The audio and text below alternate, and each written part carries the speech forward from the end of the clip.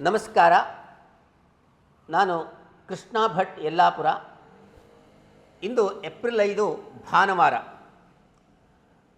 ಸೂರ್ಯೋ ಜ್ಯೋತಿ ಅಂತ ಹೇಳ್ತೀವಿ. ಸೂರ್ಯನ ಇಡೀ ಜಗತ್ತಿಗೆ ಸೂರ್ಯನು ಚಕ್ಷುಷು ಅಂದರೆ ಕಣ್ಣು ಇದ್ದಾಗೆ.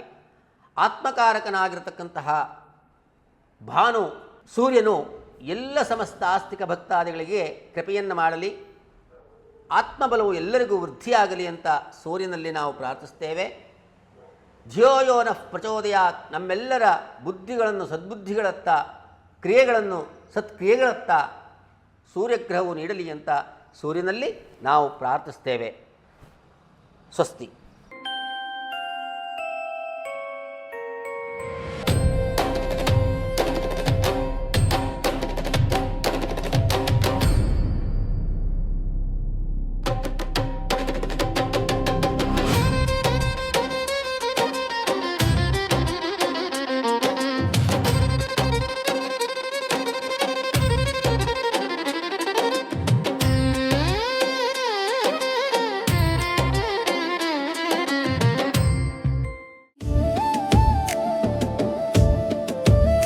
ಇಲ್ಲಿ ಯಾರೂ ಮುಖ್ಯರಲ್ಲ, ಯಾರೂ ಅಮುಖ್ಯರಲ್ಲ, ಯಾವುದು ಯಾಕಶ್ಚಿತವಲ್ಲ.